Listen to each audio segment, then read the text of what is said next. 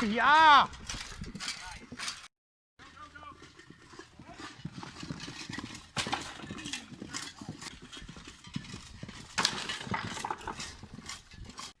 So, hello, this is Arrêt from the Cabinet Ridden, and we've had a little experiment, or I should say the start of an experiment, or a series of experiments even. And this started off with Isaac Cook wanted to test some of his mail under specific circumstances. So because a lot of reproduction mail these days is of not so much a quality that is there to protect, but mostly to start looking more authentic by being riveted and being able to be afforded. Now, what Isaac has done is try to come closer to the original specs of actual mail in use and trying to make it more specific to the uses of that particular type of mail for specific uses. And as a result, he wanted to test it. So we started building some more or less elaborate target machines, really, in order to try and replicate the forces and the energy transfers involved in hitting them with weapons. Now, of course, you might be familiar with some of the tests being done with various weapons these days on the YouTubes. And a lot of things are revolving around projectile weapons. And then there's test cutting of swords in particular. And some spear work, which is very interesting. However, what is remarkably much more complicated is to hit it with lances from horseback. And this has the potential to be a higher energy transfer hit than, say, an arrow from a longbow, for instance. Just more energy in the lance. So, I should say a few things about the lances, the targets, and the setup we used. So later you'll see some slow-mo footage of the actual hits. This is still the mock-up version of trying to do this whole test in order to actually know what we're doing when we actually start expending the real ammunition, which is of different wood. Because what we've been using, and this is one of the ones we broke, this is pine lances, as we've been doing for historical solid lance jousting. Now this was interesting for the initial question, will this mail protect you in a joust of war or joust of peace with various heads? That was the question that Isaac originally came up with. So thereby pine is appropriate. However, we also wanted to know if this is going to be protective for jousts, for actual war lances, which is specifically mentioned to be mostly ash or beech. Because those are used when you want to kill people, and you use pine when you don't want to kill people. I say pine, I know this is a little bit tricky, but from the Pinus genus, there is of course very, very different types of pine. So this is based on the exact one that we know of, at least one original to be. And I forgot the Latin name now, it's in my desk. So, this is also a rather old piece. So some of these were my old stash, and as a result they are particularly dry. Now drying wood makes it more brittle. And this is interesting. You'll see in the video some harmonics happening. Because depending on how stiff something is, it transfers the energy very differently. Now as it's drying it also becomes a little bit more stiff, but it especially is more brittle. So also the maximum stress where it starts breaking and stopping to transfer energy is a different place than if it were more wet. However, of course, also the wood becomes much lighter as it becomes drier. And as a result, you can make a thicker lance of the same weight and, more importantly, of the same balance. So you can have a longer lance if it's drier, you can have a thicker lance if it's drier, and you can actually have a heavier tip, for instance, to some degree. Very small degree, but an important degree. So a lot of these lances have very specific tapers to them, and this makes them break in specific ways and transfer forces to the target in specific ways. And this has to do with, this is not just a projectile. And this is important to understand. Now, when you have an arrow, for instance, it gets shot from the bow, and when doing so, it starts with, well, what in guns you would call a muzzle energy. And an amount of energy that the projectile just happens to have. And then it loses some amount of that in flight, and then eventually impacts the target, and then can transfer some of that energy to the target, either by accelerating the target, or damaging the target, or breaking itself, and so forth. So then you have the terminal ballistics of that hit. When it comes to the lances, this is slightly more complicated, because not only is there an initial speed of the weapon and its own inertia, it has inertia in different parts of the weapon. So for instance, the head itself has its own inertia, the shaft of the weapon has its own inertia, the rider has its own inertia, the horse has its own inertia. And depending on how rigid the system is, some of these forces might actually end up in the target at different times and in different ways. So what actually starts happening is that there's harmonics running up and down the weapon, which can actually whiplash into the target as well. And this has a lot to do with this thing here, the graper. Some of you might already know this, but I was wanting to explain it anyway. This is the metal ring in this case, can also be leather. And this ring will be held under the armpit, like such. And you see here the arrêt de curass. And this ring will impact this arrêt de curass. So there you see the lance rest, as it's called in English, and then the ring comes on top of that, and it will impact it and take the recoil. One of the things you might have seen on some excavated originals is that some, not all, have cones, sharp cones sticking out of this side of the arrêt, of the graper. And those pins actually hold onto this ledge on here. There is mentions, especially Viollet le Duc mentions this, that there was supposed to be a block of wood in here. I don't know where he got this idea other than assumption for those points to go somewhere. Quite often we have the decorative plates here still extant with velvet in between and various things like that, so we kind of know that there was nothing else. And this edge is just there to give you purchase. You'll see why you need that in the slow motion. However, you can imagine if you have points pointing at your armpit, if this doesn't work out quite the way it's supposed to, that can be nasty. So we also see these ones, which are just plain in the originals. For instance, Vienna has these. And these are used for jousting, but they're also used for war. We see them both. So that's the actual lance. And this means that the lance is not only supported, this is mostly an impact implement. So when the actual forces of the lance come down here, this, if you look closely, you could actually see peening on here on my arrêt. You can actually have impact of the lance onto the arrêt that goes straight into the chest of the rider, which is then supported by the war saddle on the horse, and thereby the force of the horse's stride and speed is transferred into the back of the lance. So what happens is when you first hit, the lance hits with its own inertia. So the actual head hits with the speed it already has. And this can be relatively considerable speed and considerable weight. Then as it hits, it gets pushed back by the target, and a wave travels through the wood of the lance. As this wave then hits the arrêt pushes it the other way, and you get a harmonic moving in opposite directions along the lance. And this can, in some circumstances, constructively interfere on the target, and in some cases, destructively interfere. In other words, the wave can be added to itself or detracted from itself. So it depends a bit on how it ends up there. So thereby the actual geometry of the lance and the actual wood of the lance make a lot of difference in how well this works. It is also somewhat chaotic. So this also means that you can't always control how well that works. Wood is not a particularly homogeneous material, for instance, so just making it to a particular spec won't always work. And this means that the actual forces involved can be quite different. Also, as you can see, it broke. So where this lance breaks, and if it breaks, has a lot to do with these constructive interferences. So when you have a parallel shaft, like a cylinder basically out of wood, it moves very differently.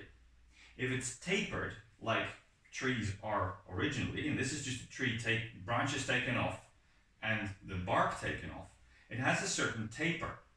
And trees have a tendency of having a taper that's very strong so that they don't break in the wind. And this means that with a relatively small amount of wood, you can have very good harmonics. Now this also means, because you take the entire tree, that none of these knots from the branches go all the way through. They stop in the middle, or somewhat towards the middle. So you don't have a fail point throughout the whole lance. So as a result, this is much more punchy and less pushy. If you have a parallel lance, it will bend and it will want to kind of push the target. Now this might involve a lot of energy to the target, but it will generally err towards accelerating the target rather than damaging the target. So if you would just measure the amount of energy that moves the target, then what you're actually looking at is the energy you're not interested in terms of what damages the target. So next we look at the other end of this weapon. So put this down and look at two of the heads we were using. Now you see that these are quite different. So these are two types of sharp head. This is, well, a bit like, I suppose you could call a bodkin, and it has a square section, and this is based on originals that are excavated, as well as originals that are in, for instance, Vienna, where they're classed as joust of war heads. However, these are also excavated, so they might very well also be representative for war heads in general, which is also what they say these things are supposed to be. These are also seen in art. For instance, the Baron tapestries have, I think, hundreds of these depicted. So these look to be very common. This is somewhat easier to make. Now note that we actually used hardenable steel and the end of it is hardened. So this is quite a sharp head. You probably won't be able to see, but under the impact, the very end of it has just made this little damage to it, but it would be very easy to sharpen it again. Now the other head we were using is this type. This is based on a specific original from the early 16th century, but it is by and large very similar to ones that are also 15th century. And we had a few slightly different versions. So they have a shaft again, and we see a leaf shape.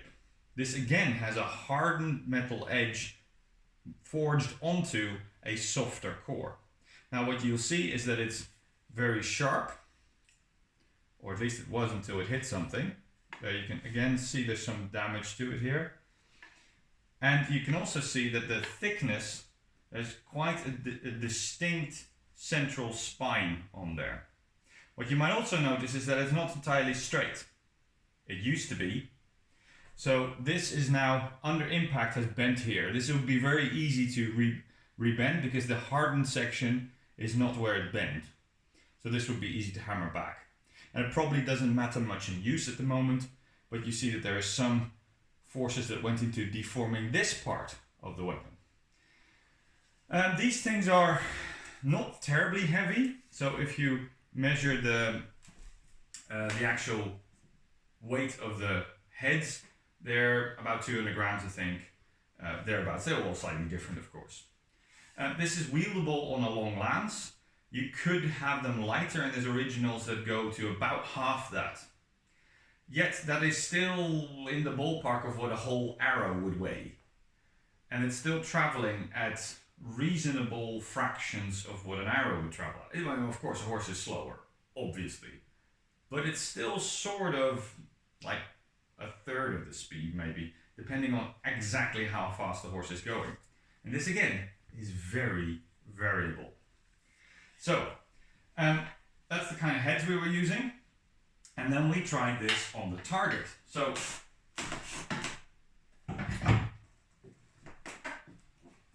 we will now quickly go outside and show you exactly how the target was set up to give you the back pressure. So here we have the shock quintain we used. So as you can see, it is heavily weighted down with bricks that I get to stand on. I don't remember the height, but I think it's like 2.40 meters or something at this point. And you can see that it looks a little bit trebuchet-like. So this is made as sturdy as we can make it and has a pivot here and a counterweight basket that we can change the weight of. Now at the moment we have the actual cloth that we used to pad the actual aventail. We used 4 layers of this blanket because we didn't actually have a fully padded aventail yet, and we used some more padding and cloth to make sure that the helmet would sit on this post. We had a little bit of sacrificial wood here in case we hit the post with the sharps. Now this lever is calculated to have a lever ratio, so we can actually put enough weight in here to represent a counter push from a rider coming the other way. It's never going to be 100%, but it actually, the more you push this, the more the counterweight will push back at you. So the harder you hit something, the more it pushes back at you. And that is what we're trying to demonstrate, because that's what seems to happen in real life when you joust, for instance. So as a result, there's a lever ratio here, and we could put the weight in this basket. I think we added 9 kilos in this particular case, and of course the basket's had its own weight in the metal construction and things like that, and it gave us a good pushback. Now the other thing we did is, when you look here, we put this very, very scientific measuring tape. So we actually put this wobbly snaking hose on there, and we actually measured out as it lies there, so in this wobbly condition, because it wouldn't straighten out, and that is actually 50 centimeter increments. So it gives us some idea of the speed as we were filming it. So we tried to film this from all sorts of angles, and we got a few things that actually recorded, so that's what we'll show you later on.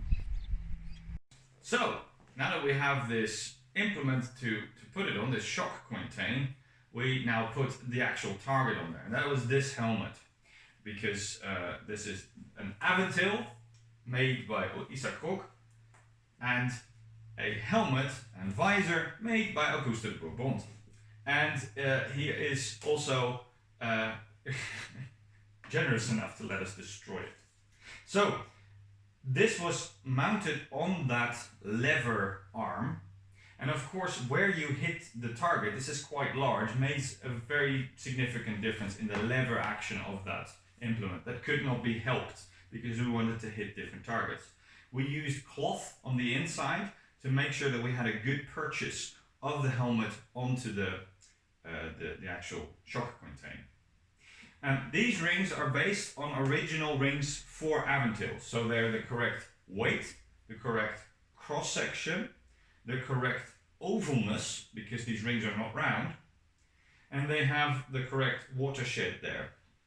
So they're actually punched around where the rivet would go. They use a clamp to actually shape the ring itself in this process. So that's done to this as well. Now we annealed this to make sure that the stresses in each ring are even. So this was an annealed piece that was freshly annealed that morning, and that's why we have this patina on the metal. And you can see that it's slightly grayer in the slow close-up videos that we took directly after the hits. So some oxidation has occurred. Now this wire is of the correct weight. This whole piece is very closely fitting a whole slew of original aventails. So the aventail mail is particularly heavy types of mail. Now this helps it being strong, but it's not the only thing that would make something strong. We didn't have a chance to test other pieces of mail because we literally ran out of ammunition. However, if you have finer mail, you can use far thinner wire, and basically every hit that comes onto it will have to cut through several different wires because more rings are involved in the impact. Now what you might presume is that these heads would force open these rings. And one of the things you'll see is that because so many rings are involved, it actually can't do that very well. So we hit this with one of these, and it didn't actually penetrate, and that basically has to do with just how large these rings are. Important to be understood is that of course you need structural strength of the ring. If the rivet hole is going to rip out because it's badly made, then that will of course make it much easier to force the ring open. The rivet holes themselves should be stronger than the actual wire in order to either break or cut. And these sharp implements, because these really are relatively sharp, should be able to actually cut the wire under those impacts. So what is the fail point is the actual ability to cut through the wire. And this is where thickness of the wire starts becoming very, very important. One of the things that might not be so obvious, for good reason, because they don't want it to be obvious, is that a lot of the reproduction mail we see today and that we can all afford is made with very thin wire that is then made flattened to look broader. So when you look at it from the face, it looks like a fairly large piece of metal, but it is extremely thin. And this, we're talking about 0.6 mil mild steel wire, is what most of the solids are made from into the alternating mail that we buy from India, Pakistan, and so forth. That's usually the standard. It does vary from piece to piece. I can't list them all. This, however, is all 2 mil thick wire, which is representative for an aventail. Now this is so thick because this is the main throat protection together with the padding that goes behind this. And on originals, the padding behind this is quite substantial, really quite substantial. So this is like your main throat protection if the shield is bypassed. And that means that this is relatively heavy mail, and you might still have a collar extending from your mail coat, or you might have a separate collar, which might also be very substantial mail. So they choose where they put the weight of the metal. What is interesting is that we hit it with both one of these, and we will hit it with one of these. Now, what happened is that this edge actually scored the mail. So there's a little cut that you can see on this ring, and there's one right next to it where there's a little score where the actual metal was scored like that along the ring's length, and no penetration was evident. And in this particular moment, the actual post behind it was behind the actual strike. So the lance hit and had good purchase on the target. The other hit we did was more on the side, and then we see that the actual lance was more caught in a fold in the mail. So these are two very distinct situations, and we had one of each in this particular test. We will do more. Now, what is interesting is that with these sharp heads, it's relatively easy to get low quality mail and just cut right through it and make a little slot, and you'll hear a bunch of rings fall down. Not so much here. So the actual protective value of this weave in the same metal, and I have to say in the same metal, they are homogeneous from the two of them, albeit modern, this is clearly more protective. So we actually discussed making bloomery iron to make mail out of to do a test, and we literally tried for about a month to start getting going on that, not even knowing how much that would cost, and we quite literally haven't had the expertise yet to do it properly, because again, bloomery iron and bloomery iron is not the same.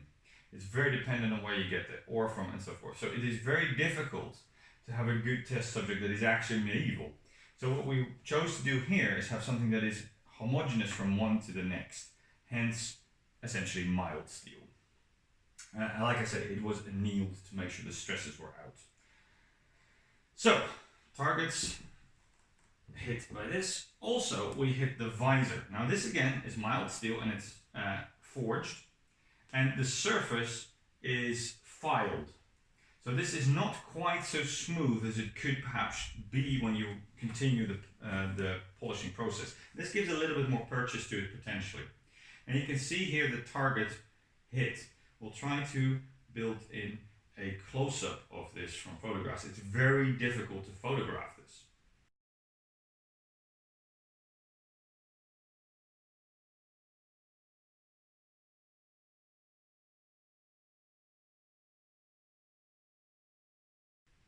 Now what you can see is that there is a slight dent in here.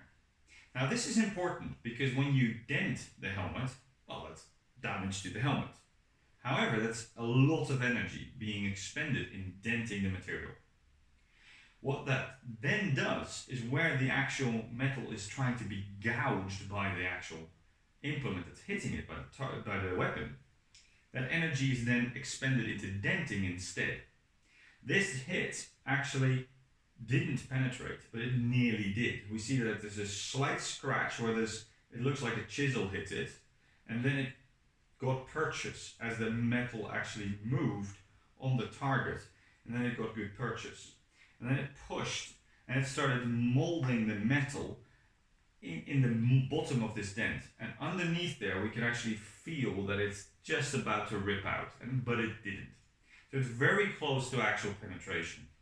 Now this is a 2mm visor made out of mild steel. This is very middle of the road for visors of this period. So this was meant to be 1360s, 1380s, somewhere there. And of course on the left we don't see any breath holes, which of course could give the purchase that we looked for a moment. So whilst this was slipping there, the lance needed to find the purchase. If it would hit one of these breaths, it could have the purchase from the get-go and thereby already have a hole to shear further open by means of cutting the metal. So as a result, it doesn't matter if there's a breath or not.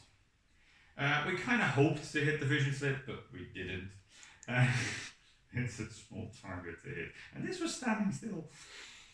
Now, one of the things we also did, and you'll see in the videos, is that we actually put a hose pipe down and put 50cm markers, so half-meter markers with little tapes on there. So if you look closely, you can actually see the horse travel past these markers. So this should make it possible to establish what speed the horse happened to be going at, or the lance head for that matter, when it hit, because of course it's quite variable. But the speeds are sort of in the ballpark. We'll put down in the description how fast they were actually going once we've done the calculations and we're certain of it. So you see that this 2mm plate did the job.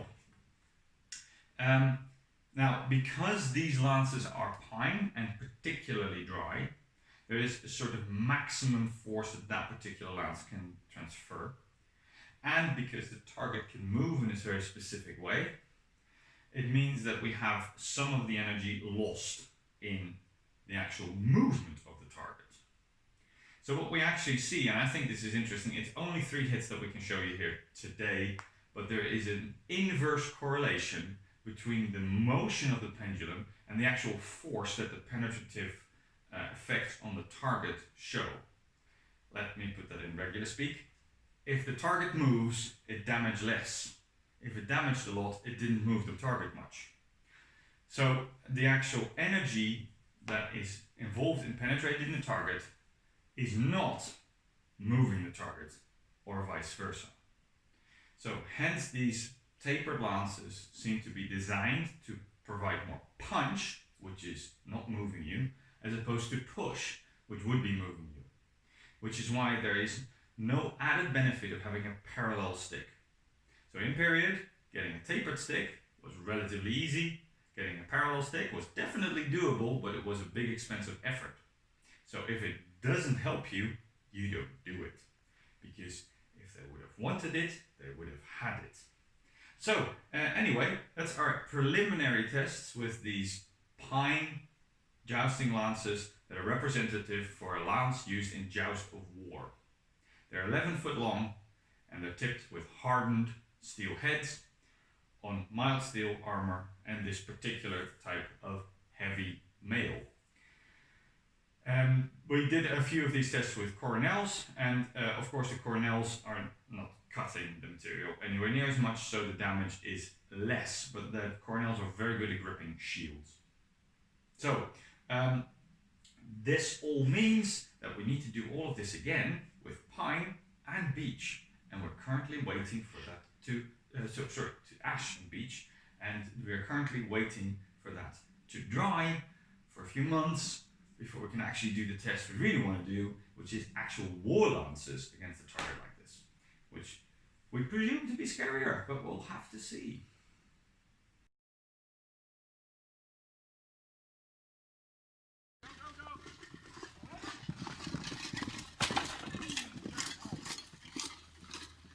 So this is the hit of the sharp lance on the mail, You can see a slight sharp mark there, and then a skid up here.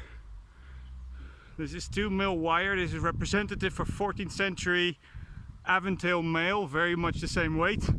Did not penetrate. And this is the block behind it, which is the wooden structure. So it has a lot of weight to push back on it. No penetration.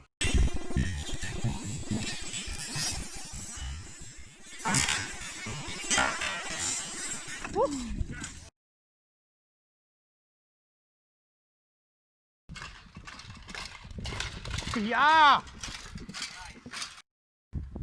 Okay, this is, you can see the patina from the annealing, and then you can see the damage right there from that second hit. So that's from the previous hit. Is up here. Let me find it. There, that's the previous hit. That's the most damage it did. And then you can see in this ring, there's a little cut. In that ring, there's a little score. So that's 2 solid lancets.